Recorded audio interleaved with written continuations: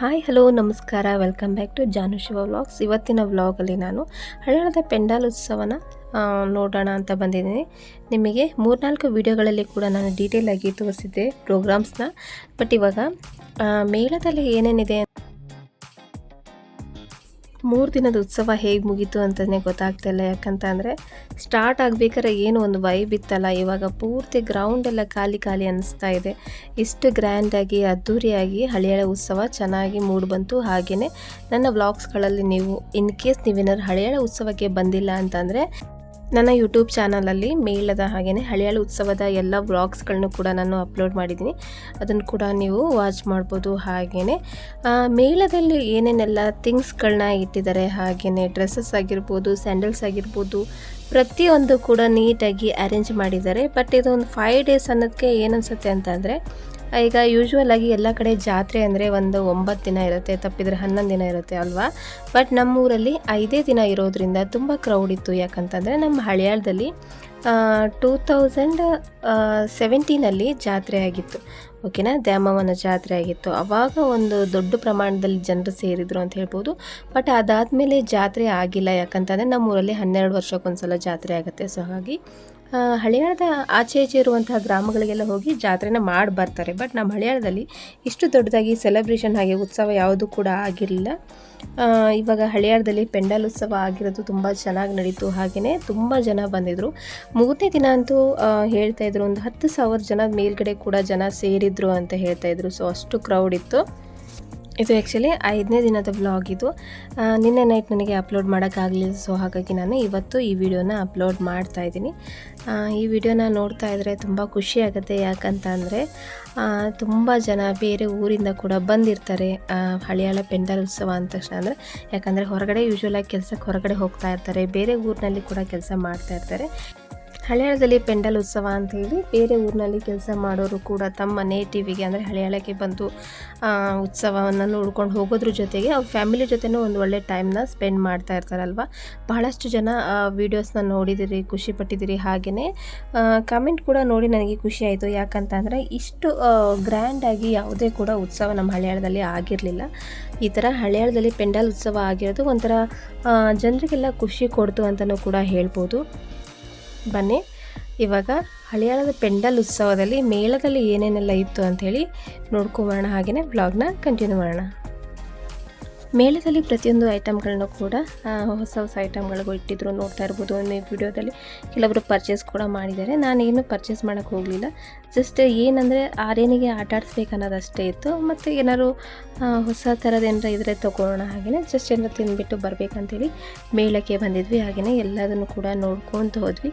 ಪ್ರತಿಯೊಂದು ಆಟ ಸಾಮಾನುಗಳಾಗಿರ್ಬೋದು, ಹಾಗೆಯೇ ನಾವು ಹೆಣ್ಮಕ್ಳು ಇಷ್ಟಪಡುವಂತಹ ಸರ, ಬಳೆ ಪ್ರತಿಯೊಂದು ಕೂಡ ತುಂಬ ಅಟ್ರಾಕ್ಟಿವ್ ಆಗಿ ಕಾಣ್ತಾ ಇತ್ತು. ಲೈಟಿಂಗಲ್ಲಿ ಯಾವುದೇ ಅದನ್ನು ಕೂಡ ತುಂಬ ಚೆನ್ನಾಗಿ ಕಾಣುತ್ತೆ. ಇಷ್ಟ ಆದರೂ ಪರ್ಚೇಸ್ ಕೂಡ ಮಾಡಿದರು. ಹಾಗೆಯೇ ತುಂಬ ಜನರು ಬಂದಿದ್ದರು.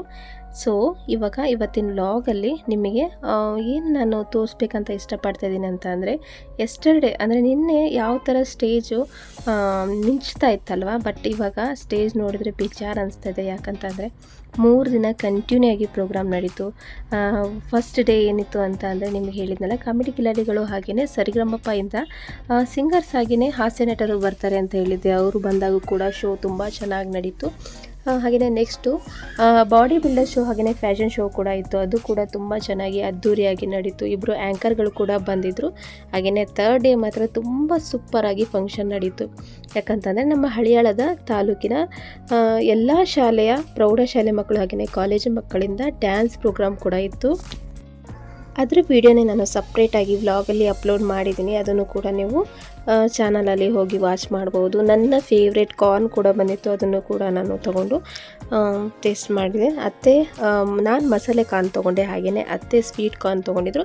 ಅಲ್ಲಿ ಮಂಗಳಮುಖಿಯರು ಕೂಡ ಬಂದಿದ್ದರು. ಅವ್ರ ಕಡೆಯಿಂದನೂ ಕೂಡ ಆಶೀರ್ವಾದ ತೊಗೊಂಡ್ವಿ.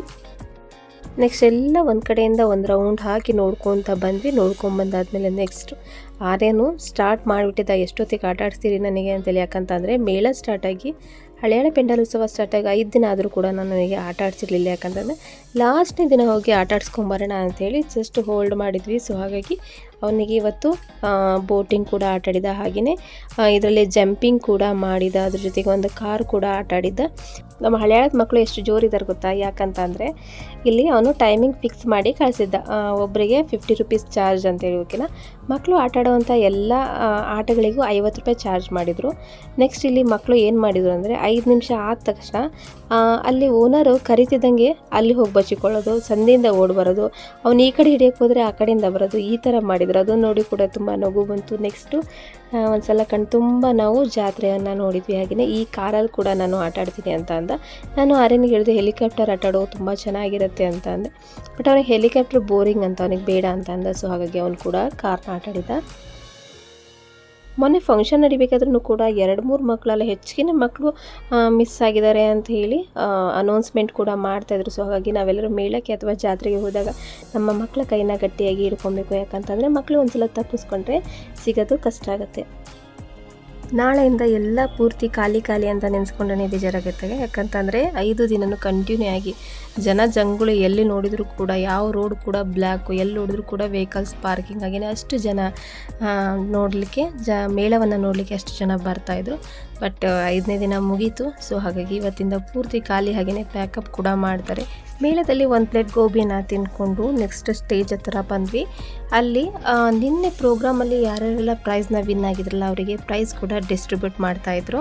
ಫ್ರೀ ಕೂಪನ್ ಅಂದ ತಕ್ಷಣ ಏನು ಮಾಡ್ತಾಯಿದ್ರು ಗೊತ್ತಾ, ಜನರು 3-4 ಚೀಟಿಗಳು ಫೇಕ್ ಹೆಸರಲ್ಲಿ ಹಾಕೋದು, ಒಂದೇ ಹೆಸರನ್ನ 4-5 ಸಲ ಬರ್ದು ಹಾಕೋದು, ಈ ಥರ ಕೂಡ ಮಾಡಿದರು. ಸೊ ಹಾಗಾಗಿ ಅವರಿಗೆ 5ನೇ ದಿನವೇ ಇದನ್ನೆಲ್ಲ ಸಾರ್ಟ್ ಔಟ್ ಮಾಡಿ ನಾವು ಪ್ರೈಸ್ನ ಕೊಡ್ತೀವಿ ಅಂತೇಳಿ ಇವಾಗ ಪ್ರೈಸ್ನ ಕೊಡ್ತಾ ಇದ್ದಾರೆ. 45 ಪ್ರೈಸ್ಗಳಿದೆ. ಲಕ್ಕಿ ಕೂಪನ್ ವಿನ್ ಆದವರಿಗೆ ಇವಾಗ ಪ್ರೈಸ್ನ ಕೊಡ್ತಾ ಇದ್ದಾರೆ. ಈ ವ್ಲಾಗನ್ನು ಇಲ್ಲಿಗೆ ಮುಗಿಸ್ತಾ ಇದ್ದೀನಿ. ವಿಡಿಯೋ ಇಷ್ಟ ಆದರೆ ಶೇರ್, ಕಾಮೆಂಟ್ ಹಾಗೆ ಸಬ್ಸ್ಕ್ರೈಬ್, ಲೈಕ್ ಮಾಡೋದನ್ನು ಮರಿಬೇಡಿ. ಓಕೆನಾ. ಐ ಹೋಪ್ ಇವತ್ತಿನ ವಿಡಿಯೋ ನಿಮಗೆಲ್ಲರಿಗೂ ಕೂಡ ತುಂಬ ಇಷ್ಟ ಆಗಿದೆ ಅಂತ ಅನ್ಕೊತಾ ಇದ್ದೀನಿ. ವಿಡಿಯೋ ಇಷ್ಟ ಆದರೆ ತಪ್ಪದೆ ಶೇರ್ ಮಾಡಿ. ಓಕೆನಾ. Thanks for watching my video. Thank you.